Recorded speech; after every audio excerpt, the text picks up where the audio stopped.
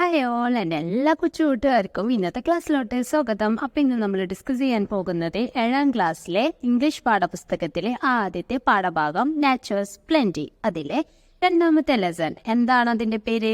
The എക്കോയിങ് green. ഒരു പോയമാണ്. നമുക്ക് നോക്കാം. Read and enjoy. എന്താണ്? വായിച്ചാസ്വദിക്കൂ.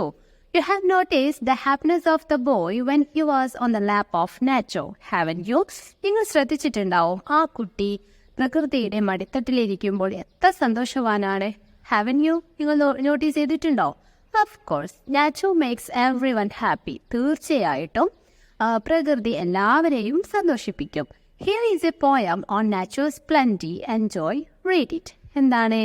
ഇവിടെ നമുക്ക് ഒരു പോയം തന്നിട്ടുണ്ട്, ഒരു കവിത തന്നിട്ടുണ്ട്. പ്രകൃതിയുടെ സമൃദ്ധിയെക്കുറിച്ചുള്ള ഒരു കവിതയാണ്.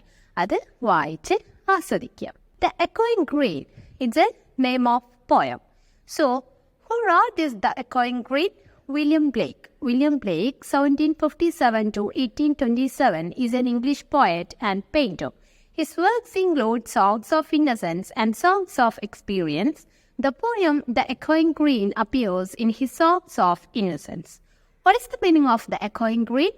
പ്രതിധ്വനിക്കുന്ന പച്ച. സോ നമുക്ക് ഈ ഒരു പോയം നന്നായിട്ടൊന്ന് ഡിസ്കസ് ചെയ്താലോ? മനോഹരമായിട്ടുള്ള വരികളാണ്. നോക്കാം. The sun does arise and make happy the skies. സൂര്യൻ ഉദിക്കുന്നു, ആകാശത്തെ സന്തോഷിപ്പിക്കുകയും ചെയ്യുക. The merry bells ring to welcome the spring. ഉല്ലാസമണികൾ മുഴങ്ങുന്നു വസന്തത്തെ സ്വാഗതം ചെയ്യാൻ. The skylark and thrush, the birds of the bush, sing louder around to the bell's cheerful sound, while our sports shall be seen on the echoing green. എന്താണ്? The skylark and thrush. Skylark and thrush എന്ന് പറയുന്നത് രണ്ട് ബേർഡ്സിന്റെ നെയിമാണ്. What is സ്കൈലാക്ക്? സ്കൈലാക്ക് നമ്മളുടെ വാനമ്പാടി. Thrush എന്ന് പറയുന്നത് മറ്റൊരു ബേർഡാണ്. So the skylark and thrush. പിന്നെന്താ പറയുന്നത്? The birds of the bush, മുൾപടർപ്പിലെ പക്ഷികൾ. സിംഗ് ലൗഡർ അറൗണ്ട്, ചുറ്റുമുച്ചത്തിൽ പാടുകയാണ്. To the bells cheerful sound, മണികളുടെ പ്രസന്നമായ ശബ്ദത്തിലേക്ക്. While our sports shall be seen on the echoing green, നമ്മുടെ കായിക വിനോദങ്ങൾ കാണുമ്പോൾ പ്രതിധ്വനിക്കുന്ന പച്ചയിൽ.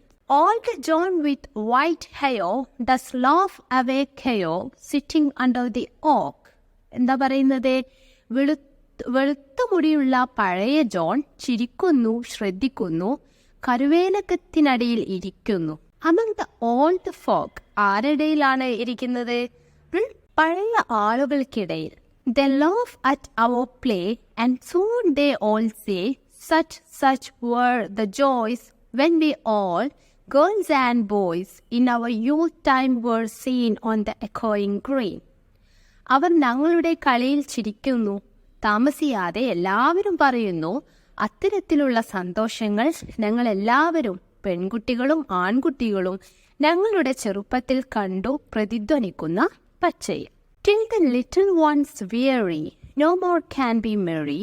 The sun does descend and our sports have an end. കൊച്ചു കുട്ടികൾ ക്ഷീണിക്കുന്നതുവരെ ഇനി സന്തോഷിക്കാൻ കഴിയില്ല. സൂര്യൻ ഇറങ്ങുന്നു, ഞങ്ങളുടെ കായിക വിനോദങ്ങൾക്ക് അവസാനമുണ്ട്. Round the laps of their mother, many sisters and brothers, like birds in their nest, are ready for rest and sports no more seen on the darkening green. അവരുടെ അമ്മയുടെ മടിയിൽ നിരവധി സഹോദരിമാരും സഹോദരന്മാരും അവരുടെ കൂട്ടിലെ പക്ഷികളെ പോലെ വിശ്രമത്തിന് തയ്യാറാണ്. സ്പോർട്സ് ഇനി കണ്ടില്ല ഇരുണ്ട പച്ചയിൽ. അതായത് ഇനി എന്താണ്? പച്ച നിറമുള്ള ആ ഒരു നമ്മുടെ പ്രകൃതി എന്ന് പറയുന്നത് എന്താവാന്നാ പറയുന്നത്? സൂര്യൻ അസ്തമിക്കുന്നത് വരെ, അല്ലേ? സൂര്യൻ ഉദിച്ച് കഴിയുമ്പോൾ പ്രകൃതിക്ക് മനോഹരമായിട്ടുള്ള ഒരു സുഗന്ധമുണ്ട്. പക്ഷേ സൂര്യൻ അസ്തമിക്കുന്ന സമയത്ത്, അല്ലേ, സൂര്യൻ ഇറങ്ങുന്ന സമയത്ത് ആ ഒരു പച്ചപ്പെല്ലാം നമ്മുടെ കണ്ണിൽ നിന്നും എന്താവുന്നുണ്ട്? നഷ്ടമാകുന്നുണ്ട്, അല്ലേ? അപ്പോൾ നമുക്ക് എന്ത് കാണാൻ പറ്റില്ല? അവരുടെ കളികളും കാര്യങ്ങളൊന്നും കാണാൻ പറ്റില്ല എന്നാണ് ഇവിടെ പറയുന്നത് അല്ലേ. മനോഹരമായിട്ടുള്ള വരികളാണ്. എത്ര മനോഹരമായിട്ടാണ് ഈ ഒരു പ്രകൃതിയെക്കുറിച്ചുള്ള ഈ ഒരു കവിത നമുക്ക് സമ്മാനിച്ചിട്ടുള്ളത് അല്ലേ. അപ്പം എൻ്റെ എല്ലാ കൊച്ചു കൂട്ടുകാർക്കും ഈ ഒരു കവിത ഇഷ്ടമായിട്ടുണ്ടെന്ന് വിചാരിക്കുന്നു. അതുപോലെ എൻ്റെ ചാനൽ നിങ്ങൾ സബ്സ്ക്രൈബ് ചെയ്തിട്ടില്ലെങ്കിൽ സബ്സ്ക്രൈബ് ചെയ്യുക. വീഡിയോ ഇഷ്ടമായിട്ടുണ്ടെങ്കിൽ ലൈക്ക് ചെയ്യാനും മറക്കരുത്. അപ്പോൾ നമുക്ക് ഈ ഒരു പാഠഭാഗത്തിൻ്റെ ആക്ടിവിറ്റീസ് ചെയ്യണം. ഓക്കെ, സോ അടുത്ത വീഡിയോയിൽ കാണാം. Thank you.